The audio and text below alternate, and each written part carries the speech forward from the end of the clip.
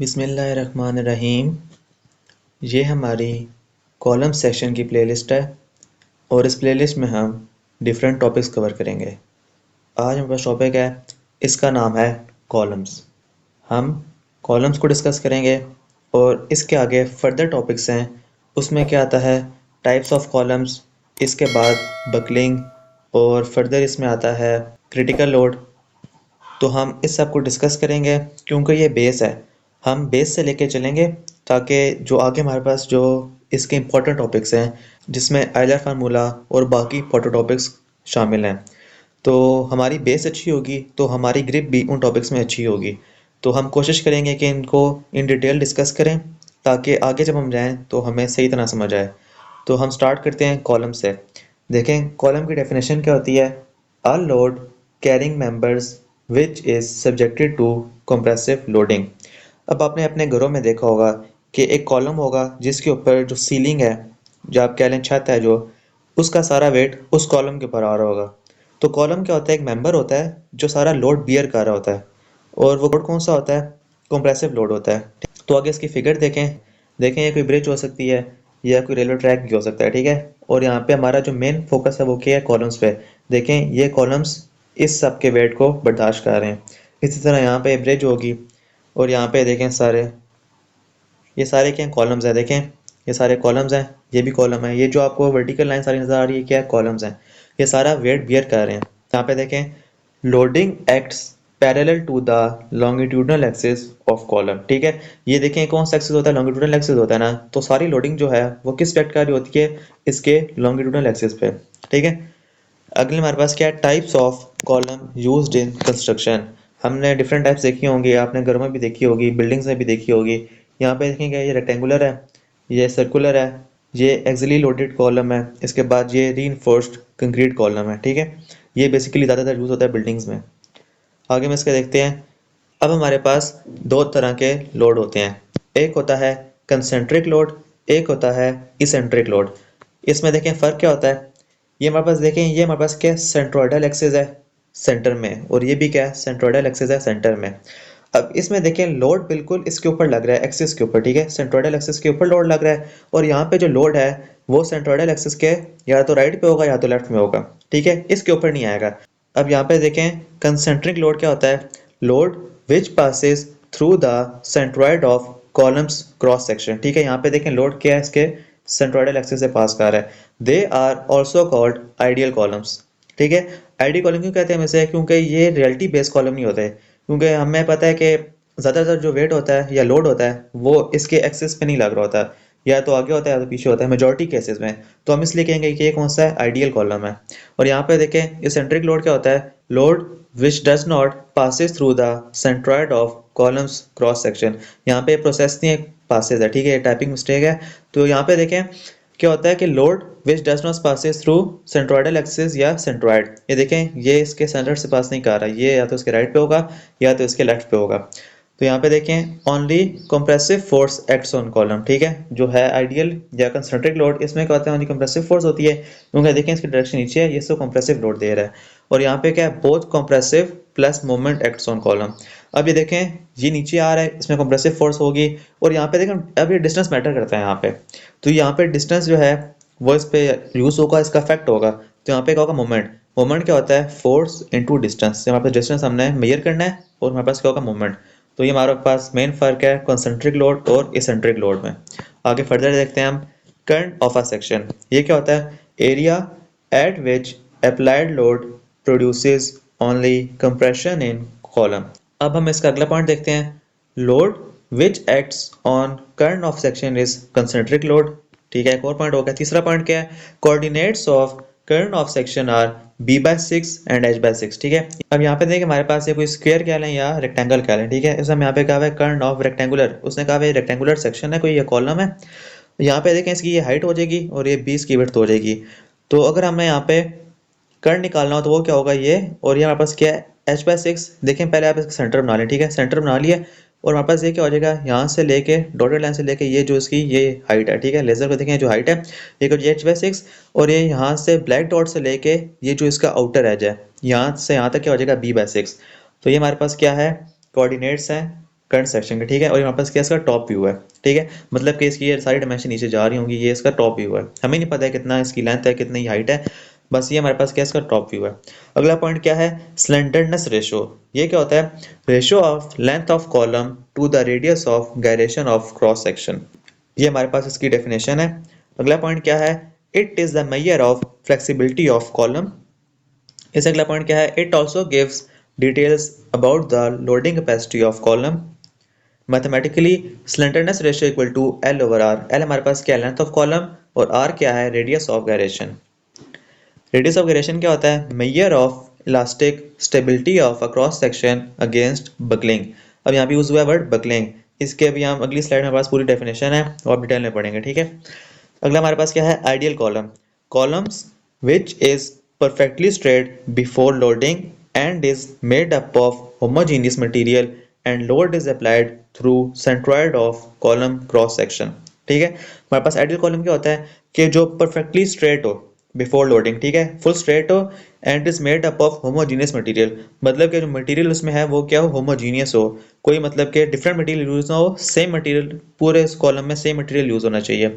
And load is applied through centroid, और हमने पढ़ा है पिछले जो स्लाइड थी, ये जो लोड है वो सेंटर में, जो सेंट्रॉइडल एक्सेस है, लोड बिल्कुल उसके ऊपर अप्लाई होना चाहिए, तो वो क्या होगा, आइडियल कॉलम। और रियल कॉलम क्या होता है, does not behave like ideal column, ठीक है, ये बिल्कुल उसका ऑपोजिट होता है।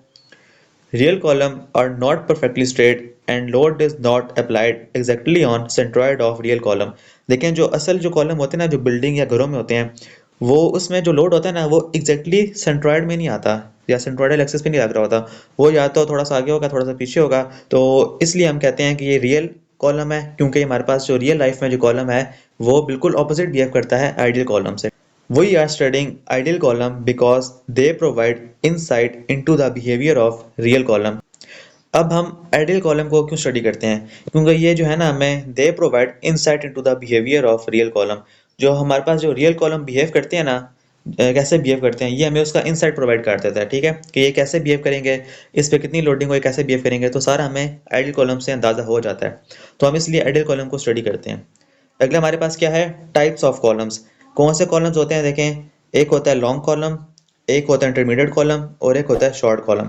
अब यहाँ पे देखें लॉन्ग कॉलम है, ठीक है, इसमें हमने एक ऊपर से फोर्स लगाई है, एक नीचे से फोर्स लगाई है, तो ये देखें ऑपोजिट डायरेक्शन है, और ये कौन सी फोर्स है, कंप्रेसिव फोर्स होगी। अब जब हमने इसे फोर्स लगाई है और ये ऊपर से फिक्स है, नीचे से फिक्स है, तो इसको फोर्स को जो है रेजिस्ट करने के लिए ये कहीं ना कहीं एक्ट करेगा, मतलब कि कहीं ना कहीं बेंड होगा। तो या तो ये यहाँ पे बेंड होगा, तो या तो ये इसके ऑपोजिट साइड है, यहाँ पे बेंड होगा। तो ये जो बेंडिंग होती है इसको हम क्या कहते हैं, बकलिंग, ठीक है। और यहाँ पे इंटरमीडिएट कॉलम है, इसमें क्या होता है, देखें ये सेम फोर्स लग रही है, यहाँ पे क्या हो जाएगा, बकलिंग प्लस क्रशिंग, ठीक है, क्रशिंग भी होगी। और शॉर्ट कॉलम में सिर्फ क्रशिंग होती है। अब हमारे पास क्या है, इसकी आगे फर्दर जो है स्लेंडरनेस रेशियो के फेलियर मोड के लिहाज से इस टाइम में इसकी डिफरेंस बताया हुआ है, ठीक है। अब यहाँ पे देखें शॉर्ट कॉलम की स्लेंडरनेस रेशियो क्या होती है, आर लेस देन 40, और इसका फेलियर मोड क्या होता है, क्रशिंग और यील्डिंग।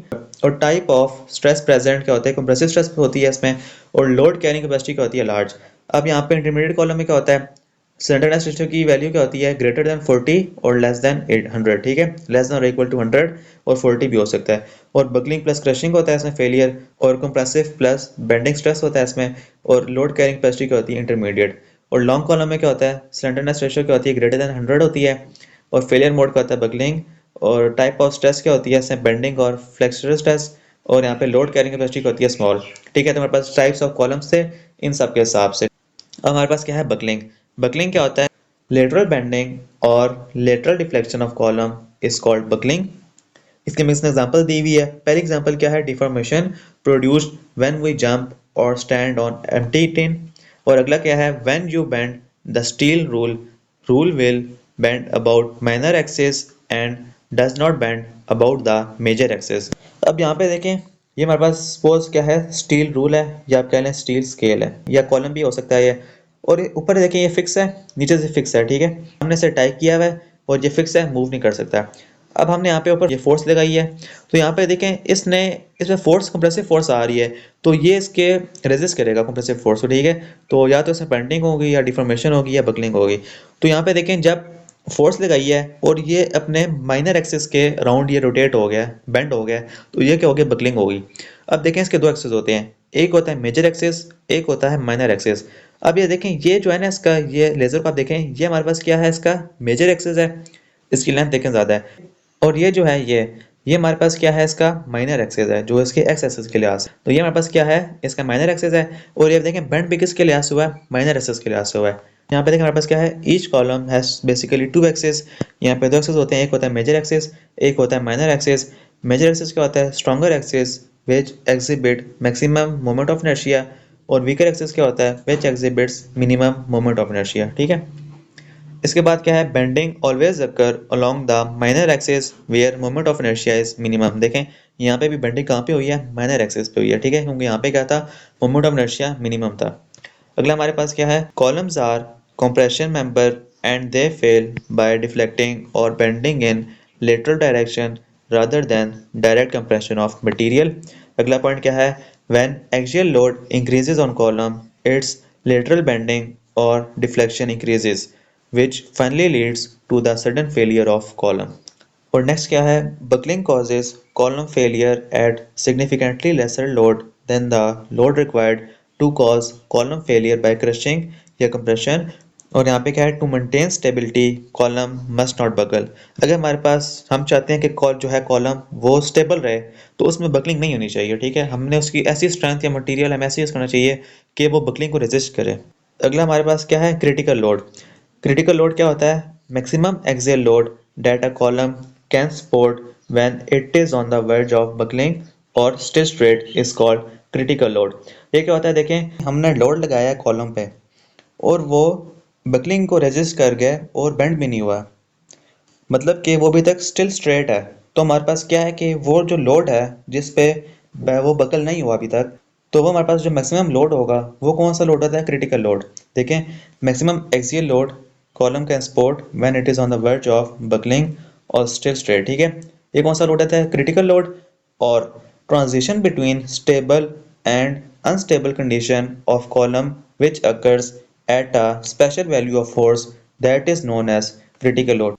अब हमारे पास देखें आगे डिफरेंट इक्विलिब्रियम की टाइप्स हैं। ठीक है, कि इक्विलिब्रियम स्टेबल होगा, स्टेबल इक्विलिब्रियम ऑफ कॉलम होगा, फिर न्यूट्रल इक्विलिब्रियम ऑफ कॉलम होगा, फिर अनस्टेबल इक्विलिब्रियम ऑफ कॉलम होगा। तो इसने हमें इसका बताया हुआ है कि डिफरेंस क्या होगा और ये कब कब एक्ट होगा। ठीक है, देखें जब load applied will be less than critical load, तो हमारे पास क्या होगा, स्टेबल इक्विलिब्रियम ऑफ कॉलम होगा। Column will return to its original position after disturbance loading and then unloading of column. और अगला क्या है, when P applied equal to P critical, मतलब के अप्लाइड लोड जब इक्वल होगा क्रिटिकल लोड के, तो हमारे पास क्या होगा, neutral equilibrium of column. Column will be in equilibrium either in straight और in slightly bent position. At neutral equilibrium correspondence applied load is critical load. ठीक है, और आखिरी क्या है हमारे पास, अनस्टेबल इक्विलिब्रियम ऑफ कॉलम। ये कब होता है, जब applied load will be greater than critical load. Definition क्या है इसकी, smallest imaginable disturbance will cause column to deflect sideways and column will fail by buckling. अब हम इसकी पिक्चर्स देखते हैं। यहाँ पे देखें हमने ऊपर लोड डाला है और यहाँ पे देखें डिस्टर्बेंस आई है। ठीक है, तो यहाँ पे ये क्या होगा, स्टेबल इक्विलिब्रियम होगा, और जब हम यहाँ पे लोड हटा देंगे तो ये वापस उसके नॉर्मल पोजीशन में आ जाएगा। तो इसलिए हम इसे कहते हैं स्टेबल इक्विलिब्रियम। और यहाँ पे देखें न्यूट्रल इक्विलिब्रियम, कि ये जो लोड अप्लाइड है ये किसके बराबर है, क्रिटिकल लोड के बराबर है। ठीक है, तो इसलिए यहाँ पे डिफॉर्मेशन अभी नहीं आई। जैसे ही हम थोड़ा सा वेट बढ़ाएंगे तो यहाँ पे ये क्या हो जाएगा, इसमें बकलिंग हो जाएगी। और यहाँ पे हमारे पास देखें अनस्टेबल इक्विलिब्रियम, इसमें क्या है कि जो लोड अप्लाइड है वो ग्रेटर देन है क्रिटिकल लोड के, तो हमारे पास क्या हो जाएगा, ये साइड वेज डिफ्लेक्शन हुई है। देखें इसके एजेस पे जो है ना साइड वेज, यहाँ पे क्या हुई है, डिफ्लेक्शन हुई है। तो ये हमारे पास क्या था, अनस्टेबल इक्विलिब्रियम, और ये सारे हमारे पास क्रिटिकल लोड था, और इसकी ये सारी आगे टाइप्स थी इक्विलिब्रियम के लिहाज से। तो हमने यहाँ पे स्टेबल, न्यूट्रल और अनस्टेबल इक्विलिब्रियम को डिस्कस कर लिया। अगला हमारे पास क्या है, Euler formula for buckling of long column. ये काफ़ी इंपॉर्टेंट टॉपिक है, इसकी आगे पूरी डेरिवेशन भी है, तो ये हम नेक्स्ट वीडियो में करेंगे। तो अभी ये नेक्स्ट वीडियो फ़ौरन आ जाएगी, अभी तो आप वहाँ पे जाके देखें, पूरी प्लेलिस्ट है, हमने सारी इसकी बेस बना ली है, और जो बेस बनाई है वो सारे कॉन्सेप्ट यहाँ पे यूज़ होंगे। तो आपने ये वीडियोस को सीक्वेंस से देखना है ताकि आपका कोई भी टॉपिक मिस ना हो और आपके जो कॉन्सेप्ट हैं वो आगे पीछे ना हो और आपको सही तरह समझ आए। तो मिलते हैं नेक्स्ट वीडियो में। ये अलिफ और मूल हम नेक्स्ट वीडियो में करेंगे, ठीक है।